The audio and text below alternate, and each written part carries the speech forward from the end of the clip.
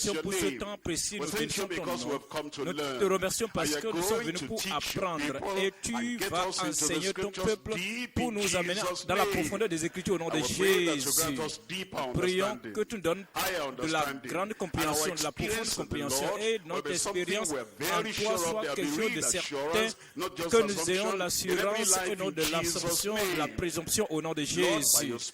Seigneur, enseigne-nous par ton esprit, illumine-nous, conduis-nous dans la plénitude de ta vérité. Nous te remercions pour ce que tu nous enseignes, pour que nous puissions être enthousiasmés comme nous apprenons ta parole au nom de Jésus-Christ.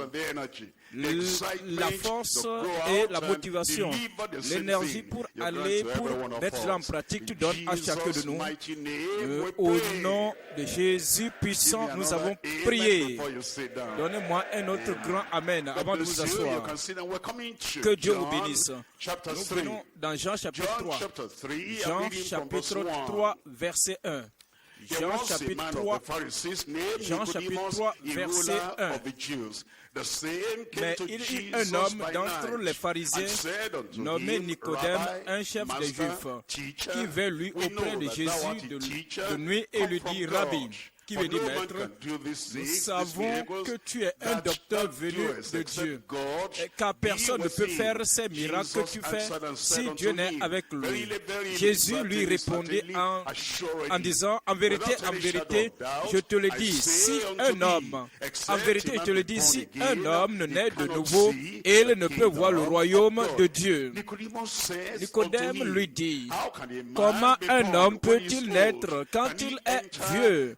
Peut-il rentrer dans le sein de sa mère et naître? Jésus répondit, en vérité, je te le dis, si un homme ne naît d'eau et d'esprit, il ne peut entrer dans le royaume de Dieu. Ce qui est né de la chair est chair, et ce qui est né de l'esprit est esprit. Ne t'étonne pas que je t'ai dit, dites-moi à vous tous, tout le monde, dites-moi, il faut que vous naissiez de nouveau. Le vent souffle où il veut, et tu en entends le bruit, mais tu ne sais d'où il vient, ni où il va. Il en est ainsi de tout homme qui est né de l'esprit. Comme nous considérons ce passage, nous considérons le thème suivant. Comprendre et expérimenter la nouvelle naissance, le thème. Comprendre et expérimenter la nouvelle naissance. Qu'en est-il si vous allez dans une école biblique, une bonne école biblique qui croit à la Bible, qui enseigne les choses essentielles de la Bible? Bien que vous soyez né de nouveau, vous êtes sauvé, sanctifié, rempli du Saint-Esprit, vous pouvez avoir été dit à un pasteur que vous êtes allé à l'école biblique pour un but particulier. On vous fera toujours parcourir ces choses de base. Qu'il y a un appel à la nouvelle naissance. Comme vous l'avez appris, comme vous le comprenez, vous pouvez l'exposer. Le fait que vous parlez de cela, c'est pas que on ne va pas survoler cela parce que vous connaissez, mais on va vous le rappeler. Ici, nous parlons pas parce que quelqu'un n'est pas né de nouveau, non, mais nous parlons pas parce que personne n'a fait cette expérience, mais nous parcourons comme à une école. Et ici, c'est la Bible. Nous sommes dans une étude biblique. Et le Seigneur nous donnera une meilleure compréhension au nom de Jésus. Nous allons voir 3 points comme d'habitude. Premier point, c'est la condamnation de la conformité sans la nouvelle naissance. La condamnation de la conformité sans la nouvelle naissance. Il y a des gens qui viennent dans l'assemblée, dans la communion, dans la cellule. Il y a des gens qui viennent à l'église et ils n'ont aucune idée de ce que c'est qu'être né de nouveau. Il y a plusieurs qui vont dans telle dénomination, dans telle autre, mais ils n'ont aucune connaissance, aucune compréhension de ce que c'est que naître de nouveau. Mais lorsque vous allez là, vous allez le voir se conformer conformer à ce qui se passe dans cette église. Si cette église est spécialisée dans le jeûne, il se conforme à cela. Si cette église est spécialisée dans le fait de dire, vous devez être baptisé dans l'eau, il s'y conforme. Lorsque l'église dit, nous, voilà comment nous nous habillons, nous ne portons pas des perles, nous ne portons pas de boucles d'oreilles, il s'y conforme. Peut-être si l'église tient une réunion à tel jour ou quel que soit ce que l'église fait, il s'y conforme. Oui, c'est comme il pense que le fait que la feuille soit dans l'eau savonnée, cette feuille-là devient du savon. Non, il y a une grande condamnation. La condamnation, point numéro 1, la condamnation de la conformité sans la nouvelle naissance. Deuxième point, c'est la conviction et la conversion à la nouvelle naissance. Lorsque nous sommes nés de nouveau, c'est en ce moment, premièrement, c'est précédé par la conviction. Qu'est-ce que la conviction? Oui, j'allais à l'église, mais je n'ai pas Christ. Je n'ai pas Christ. J'étais conforme aux principes de la société, de la communion, mais je n'ai pas une expérience de la nouvelle naissance. Je peux même réciter les doctrines de notre église. Mais maintenant, je suis convaincu que je ne suis pas né de nouveau. Cela te pousse à la conversion. Et cette conversion te pousse à la foi en Christ. Et la foi en Christ te conduit à la conversion à la nouvelle naissance. La conversion et la conversion à la nouvelle naissance. C'est comme lorsque vous êtes né, lorsque vous naissez dans le royaume, qu'est-ce qui se passe? Troisième point, c'est la continuation dans la consécration après la nouvelle naissance. Après la nouvelle naissance, qu'est-ce qui suit? Nous voyons, c'est la condamnation qui vient sans la nouvelle naissance et qu'est-ce qui se passe à la nouvelle naissance et qu'est-ce qui va continuer d'arriver après la nouvelle naissance. Nous repartons au point numéro 1. Quel est le point numéro 1? Merci beaucoup. C'est la condamnation de la conformité sans la nouvelle naissance. L'homme au sujet duquel nous lisons, il n'était pas né de nouveau. Il dit comment cela est-il possible? Il n'avait pas la compréhension d'être né de nouveau. Et cependant, il était un maître, il était un chef parmi les Juifs, il était un membre du Sanhédrin. Et il y a beaucoup de choses que ces Sanhédrins faisaient. Il devait mémoriser les grands passages de la Bible, l'Ancien Testament. Il devait mémoriser les règles de comportement, les règles d'office de l'Ancien Testament. Quand est-ce que, lorsque quelqu'un contamine la lèpre, qu'est-ce que vous faites? Comment ils pourront les amener pour savoir? Ils devaient comprendre la différence entre l'Holocauste et l'offrande volontaire. Ils devaient comprendre lorsque vous avez la Pâque et lorsque vous avez des offrandes d'expiation. Toutes ces choses religieuses, ils avaient la connaissance de ces choses. Et cependant, cet homme connaissait tout cela. Plus que membre moyen, même plus que ministre, mais avec toutes ces conformités, il n'était pas né de nouveau. Et il n'avait pas compris ce que c'est que naître de nouveau. Nous considérons cela dans Jean chapitre 3, verset 1. Jean chapitre 3, verset 1. Jean chapitre 3, verset 1. Mais il y eut un homme d'entre les pharisiens nommé Nicodème, un chef des Juifs, qui vint lui-même. Il a demandé à Jésus. Nicodème lui dit, verset 4, comment un homme peut-il naître quand il est vieux? Peut-il rentrer dans le sein de sa mère et naître? Oui, il n'avait pas compris. Dans le verset 9, Nicodème lui dit, comment cela peut-il se faire? Si c'est tout ce qu'il connaissait dans la religion, si c'est tout ce qu'il avait dans la religion, dans le fait de suivre Dieu, s'il mourrait dans cette condition, ce serait malheureux parce qu'il ne pouvait pas aller au ciel. Parce que si un homme ne naît de nouveau, il ne peut voir le royaume de Dieu. Nous comprenons alors que cela a commencé depuis l'Ancien Testament. L'Ancien Testament. Voyons dans Exode chapitre 12. Exode chapitre 12. Exode, deuxième livre, Exode 12. Exode 12. Exode 12. Verset, nous pouvons voir que les enfants d'Israël ont voyagé ils ont voyagé. Exode 12, 37. Ces hommes ont voyagé. Les enfants d'Israël partis de Ramsès pour Sukkot au nombre d'environ 600 000 hommes de pied sans les enfants. Dieu avait protégé ces enfants de la langue de la mort. Voyons dans Exode chapitre 12, verset 38. Une multitude de gens de toute espèce montaient avec eux. Ils avaient aussi des troupeaux considérables de brebis et de bœufs. C'étaient là des Égyptiens. Et les Égyptiens, ils avaient les premiers-nés dans chaque famille. Chacun de ces premiers-nés était mort. Mais parce que ceux-ci n'étaient pas des premiers-nés, c'est pourquoi ils n'étaient pas morts. Mais ils n'étaient pas couverts par le sang de l'agneau. Ceux qui n'étaient pas morts n'étaient pas lavés par le sang de l'agneau. Ceux qui n'étaient pas rachetés par le sang de l'agneau. Il y avait une multitude de gens de toute espèce de ramassis. Et ce ramassis-là n'était pas couvert par le sang. Ce ramassis n'était pas couvert, lavé par le sang de Dieu. Ils ont suivi simplement les enfants d'Israël. Nous avons des gens comme ça aujourd'hui qui n'ont pas fait l'expérience de la rédemption par le sang. Ceux qui n'ont pas été lavés par le sang de Jésus. Ceux qui n'ont pas été lavés, purifiés. Ils se joignent à l'église pour dire nous allons à la retraite, ils nous suivent. Si nous allons au culte d'adoration, ils nous suivent. Et cependant, ils n'ont pas la nouvelle naissance. Ils pensent qu'ils font partie de nous. Ils se comportent comme nous. Ils ont l'apparence comme nous. Ils se coiffent. Ils rasent la tête. Ils s'habillent pour paraître comme nous. Pour que, en les voyant en apparence, vous puissiez croire qu'ils font partie de nous.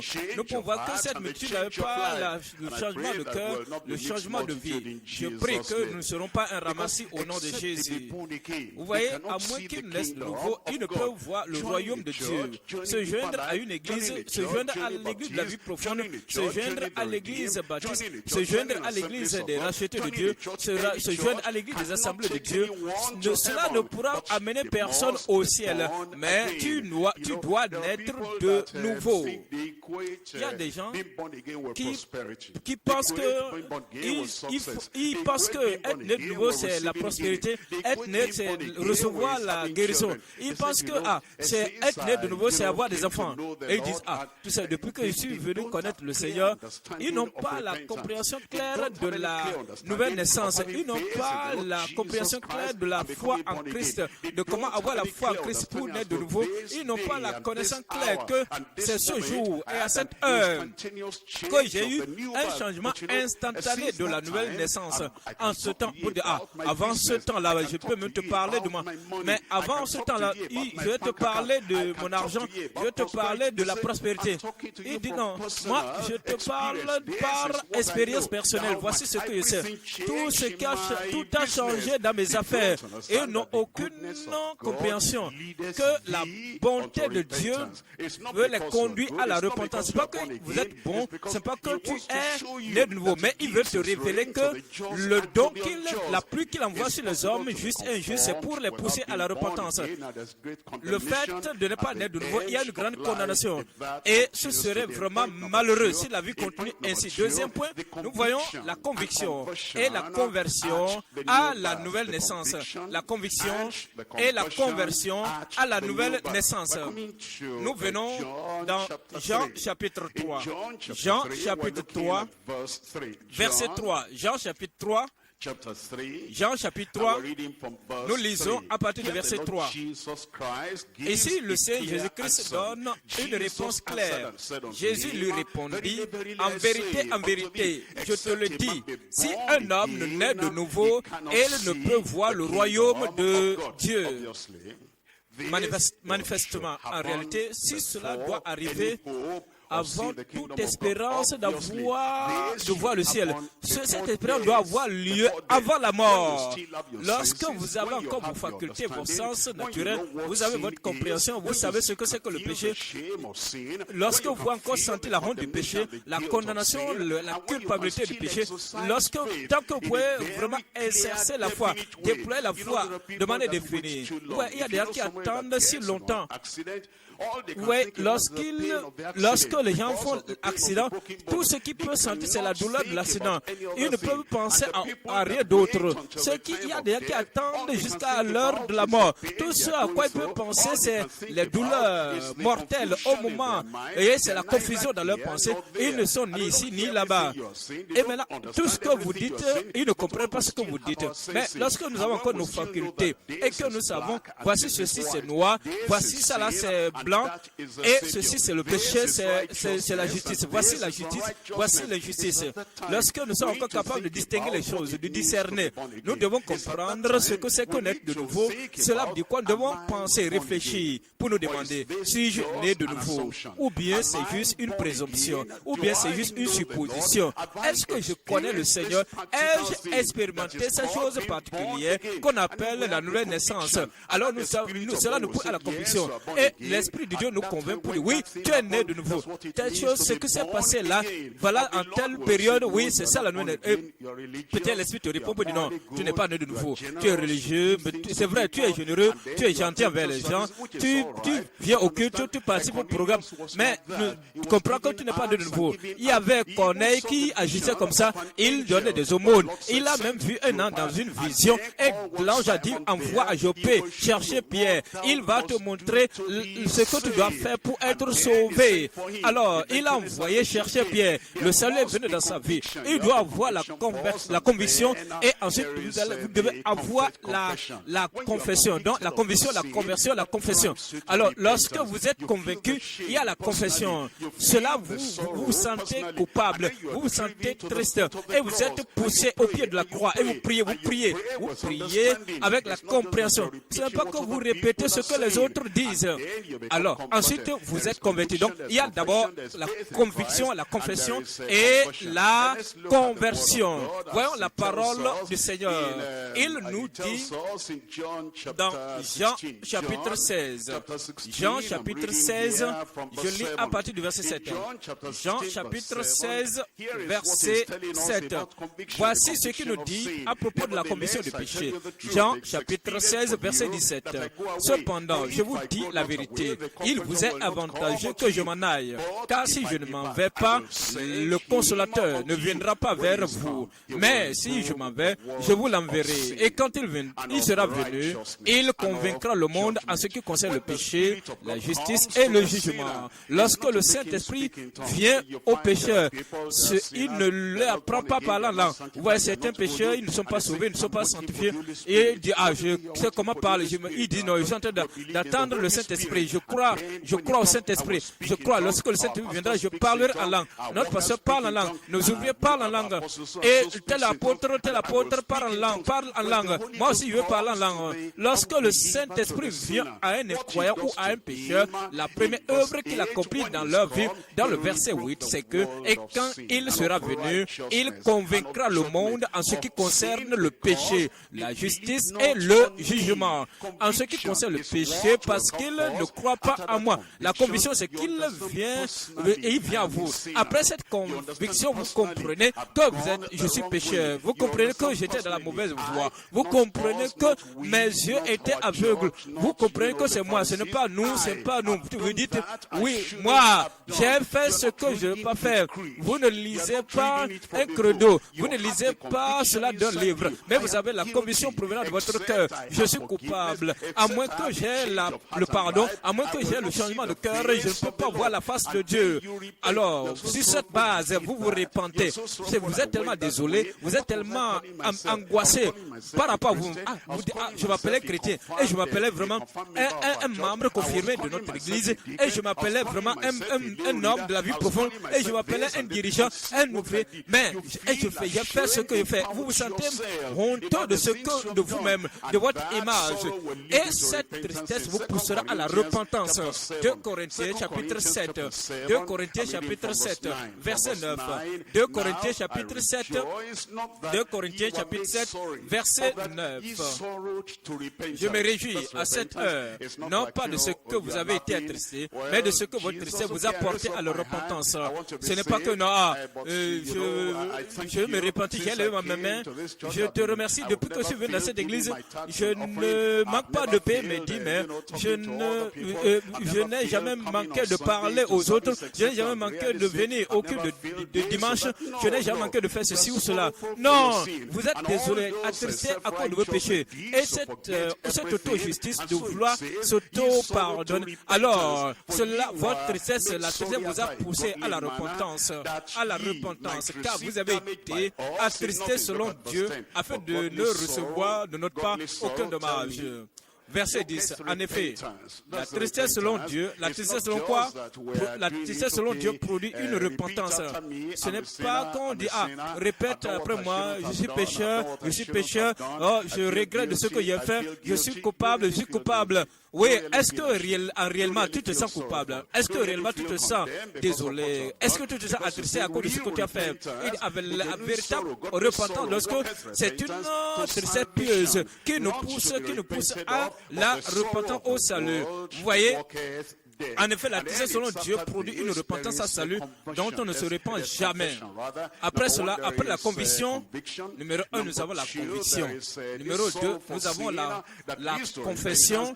La tristesse qui nous pousse vraiment à confesser nos péchés. Voyons 1 Jean chapitre 1, verset 9. 1 Jean chapitre 1, verset 9. 1 Jean chapitre 1, verset 9. Si nous confessons nos péchés, il est fidèle et juste pour nous les pardonner et pour nous purifier de toute iniquité. Il le fera comme nous prions pour les gens au nom de Jésus-Christ. Vous voyez, cette conversion, ce n'est pas une chose privée, ce n'est pas une chose secrète, discrète, dont personne ne sait à propos.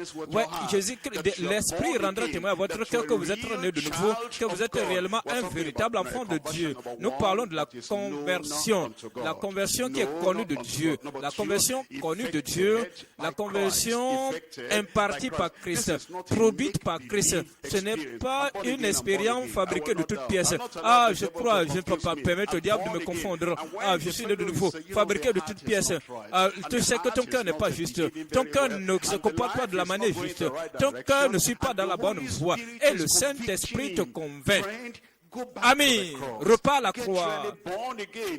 Va pour l'être de nouveau. Le Saint-Esprit insiste dans ton cœur. Tu dis, le diable parle. Je suis né de nouveau, moi je suis né de nouveau. Je suis né de nouveau. Je ne vais pas permettre la confusion dans mon cœur. L'évidence, alors que l'évidence de la nouvelle naissance n'est pas là. Comprenez, lorsque nous sommes nés de nouveau, c'est connu de Dieu. Numéro 2, c'est produit par Christ. Numéro 3, c'est rendu. Voyez, l'Esprit rend témoignage de cela. Le témoignage est rendu par l'Esprit. Cela aussi est rendu, le témoin est rendu par l'Esprit, le témoin. Et celui qui bénéficie de cela témoigne. C'est connu par le Saint-Esprit et c'est connu par le récipiendaire. C'est aussi observé, remarqué par les voisins. Les voisins vont remarquer, quelque chose t'est arrivé. Quelque chose t'est arrivé. Tu n'es pas comme tu étais avant. Tu ne parles plus comme tu parlais avant. Tu ne te jouis plus, ne te réjouis plus. Tu ne jouis plus des choses que tu jouissais avant. Alors les voisins vont observer. Et cela aussi est reconnu par les anges. Comment étais-tu né de nouveau? Est-ce que tu es né de nouveau en riant de tes péchés, en prenant plaisir à tes péchés pour dire je suis content de venir vraiment à toi? Est-ce que Dieu, tu n'es pas content que quelqu'un comme moi vienne vers toi? Prédicateur, tu nous as dit de lever la main. J'ai vraiment levé la main. Levez la main. Si il n'est pas la main, cet homme-là, il va continuer pas parler. Alors pour le rendre heureux, content, pour qu'il voit qu'il a prêché un bon message, pour lui faire faveur là, ce n'est pas pour lui, à cause de lui, mais c'est pas à cause de moi, mais à cause de lui. J'ai levé ma main maintenant, j'ai levé la main, il est content. J'ai levé la main. C'est comme ça que vous êtes de nouveau. Mais est-ce que vous avez été frappé, percuté par la parole de Dieu et vous vous êtes rendu compte que si je meurs dans cette condition, je ne verrai pas la face de Dieu? Oh Seigneur, aie pitié de moi, je suis un pécheur. Et vous êtes né de nouveau. Où êtes-vous né de nouveau? Quand vous êtes né de nouveau? Quand? Comment? Qu'est-ce qui est arrivé après cela? Quelle est l'évidence? Après que vous avez proclamé que vous êtes né de nouveau, qu'est-ce qui s'est passé après? La différence entre le jour et la nuit, comme la nuit diffère de la journée, comme la lumière diffère des ténèbres, comme tout ce qui, comme la différence entre, il y a la différence entre la conversion et l'ancienne vie, la différence que j'allais dans une mauvaise direction, maintenant je vais dans une bonne direction. La bonne bonne voie. Il y a la différence entre la voie étroite et la voie large. La différence aussi, qu'on doit remarquer que vous étiez dans la voie occulte, maintenant que vous avez changé de direction. Y a-t-il une différence merveilleuse, remarquable entre votre vie avant la naissance, la nouvelle naissance, et après votre nouvelle naissance? Nous voyons la continuation. Troisième point, la continuation de la consécration après la nouvelle naissance. Comment nous continuons après la nouvelle naissance? Jean chapitre 8. Jean chapitre 8, verset 31. Jean chapitre 8, verset 31. Jean chapitre 8, verset 31.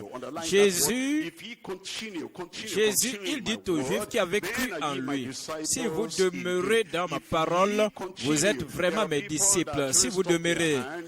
Il y a des gens qui lèvent la main après, aussi le chant d'évangélisation, peut-être au cours de la discussion des traités, on vous a prêché, ils prient avec nous, mais après cela, ils ne continuent plus. Vous allez vers eux pour les visiter, vous les trouvez là où vous les avez rencontrés avant, et ils ne continuent plus. Il n'y a pas de continuation. Si vous demeurez dans ma parole, alors vous êtes vraiment mes disciples. Jean chapitre 15, verset 9. Jean chapitre 15, verset 9. Jean chapitre 15, verset 9. Jean chapitre 15, verset 9. Comme le Père m'a aimé, je vous ai aussi aimé. Demeurez dans mon amour. Demeurez dans mon amour. C'est de cette manière que nous savons que la conversion est authentique. Elle est réelle. Actes des apôtres, chapitre 2, 42. Actes chapitre 2, verset 42. Actes chapitre 2, verset 42. Et ils persévéraient dans l'enseignement des apôtres. Voici des gens qui étaient vraiment nés de nouveau. Voici des gens qui étaient vraiment transformés. Et ils persévéraient dans l'enseignement des apôtres, dans la communion fraternelle, dans la fraction du pain et dans les prières. Colossiens chapitre 1. Nous voyons Colossiens chapitre 1, verset 23. La parole, le mot, c'est de continuer. Le mot que nous cherchons, c'est continuer. Colossiens chapitre 1, verset 23. Colossiens chapitre 1, verset 23. Si du moins vous demeurez fondés et inébranlables, si vous demeurez fondés et inébranlables dans la foi, sans vous détourner de l'espérance de l'évangile que vous avez entendu, qui a été prêché à toute créature sous le ciel, et dont moi, Paul, j'ai été fait ministre. Nous allons demeurer. Voyons 1 Timothée chapitre 4. 1 Timothée chapitre 4, versets 1 et 2. 1 Timothée 4, versets 1 et 2. Après cela, je vais sauter pour aller au verset 15 et 16. Chapitre 4, versets 1 et 2. Mais l'Esprit dit expressément que dans les derniers jours, quelques-uns abandonneront la foi pour s'attacher à des esprits séducteurs et à des doctrines de démons, par l'hypocrisie de faux docteurs. On dit certains vont abandonner. Moi, je ne veux pas abandonner. On dit à s'attachant à des esprits séducteurs et à des doctrines de démons, par l'hypocrisie de faux docteurs portant la marque de la flétrissure dans leur propre conscience. Verset 15. Occupe-toi de ces choses, dont toi tu t'en tiens à elles. Continue dans ces choses. Il dit, continue dans ces choses, dont toi tu t'en tiens à elles, afin que tes progrès soient évidents pour tous. Veille sur toi-même et sur ton ancien. Persévère dans ces choses. Et c'est en faisant ainsi que tu seras sauvé et tu pourras sauver ceux qui t'écoutent. Le Seigneur, par ce message, nous dit, nous devons continuer. Jésus dit, demeure. Le Saint-Esprit et l'époux disent, continue, demeure. Dieu dit, demeure. Les anges se réjouissent tellement de ta conversion. À ta conversion, les anges sont tellement réjouis et ils disent, continue, demeure. Les apôtres disent, continue, demeure. Ceux qui sont tombés et ils se sont relevés et ils ont vaincu. Ceux qui ont combattu et ils se sont rendus, ils ont été vainqueurs, ils te disent, continue, persévère. Va tous ceux-là qui ont tenu ferme jusqu'à la fin, les martyrs qui ont tenu ferme jusqu'à la fin, te disent, continue. Ces martyrs te disent, continue. Comment allons-nous continuer? Numéro 1, nous continuons dans la conviction. Nous continuons avec conviction. Rechercher la paix avec tous et la sanctification sans laquelle personne ne verra le Seigneur. Continuer avec conviction. Deuxièmement, continuer dans la nouvelle création. Si quelqu'un en Christ, il est une nouvelle créature. Les choses anciennes sont passées. Voici, toutes choses sont devenues nouvelles. Numéro 3, c'est que vous continuez dans la consécration. Alors, si tous sont morts, si quelqu'un est mort pour tous, alors tous sont morts. Nous devons continuer, nous consacrer totalement à lui. Continuer dans la consécration. Numéro 4, c'est continuer sans compromission. Continuer sans compromission, sans compromettre un peu. Voici l'évangile plein, l'évangile final. Il n'y a aucune autre parole que Dieu nous donnera. Voici la chose finale qu'il nous a donnée. Il n'y a plus à ajouter à la Bible. Il n'y a rien à soustraire de la Bible. Continuez sans la compromission dans n'importe quoi. Continuez, numéro qui suit, vous allez continuer. Vous allez continuer dans la doctrine. On dit, vous n'allez pas parler. Hey, j'ai dit, ils disent, on n'a pas dit de penser au nom de cet homme. Voici que vous avez rempli ce de votre doctrine. Peu importe, jugez-vous. S'il faut obéir à Dieu, plutôt, il faut vous obéir plutôt qu'à Dieu. Nous pouvons voir l'expérience de la nouvelle naissance, l'expérience de la conversion. Ce n'est pas une chose avec laquelle nous jouons, ce n'est pas une chose avec laquelle nous pouvons vendre ou bien brader, mais nous sommes fermes. Même en présence des persécuteurs, nous allons continuer au nom de Jésus. Le numéro qui suit, vous allez continuer avec la conscience sans reproche. Vous tenez ferme, vous gardez la foi dans une conscience pure. Numéro 7, c'est de continuer dans la nouvelle naissance. Continuer dans la nouvelle naissance, dans la nouvelle alliance. Il nous a appelés à une nouvelle vie. Il nous a appelés à avoir un caractère de Dieu. Nous allons continuer jusqu'à la fin. J'ai dit, vous allez continuer. Êtes-vous là? Êtes-vous présent? La grâce de Dieu vous mènera à bon port. La grâce de Dieu vous soutiendra. Voyons Hébreux chapitre 4. Hébreux chapitre 4, verset 16. Hébreux chapitre 4, verset 16. Hébreux chapitre 4, verset 16. Approchons-nous donc avec assurance du trône de la grâce afin d'obtenir miséricorde et de trouver grâce pour être secouru dans nos besoins. Il nous a sauvés, il nous gardera sauvés dans sa puissance, dans son amour. Nous allons continuer jusqu'à la fin au nom de Jésus. Levons-nous pour parler au Seigneur de la prière. Persévérer, continuez, persévérer, n'abandonnez pas, continuez. Les défis peuvent venir. Le diable peut essayer de se battre avec vous. Le diable peut essayer de mener bataille. Mais continuez. Il a dit, celui qui persévérera jusqu'à la fin sera sauvé. Moi, je vais continuer.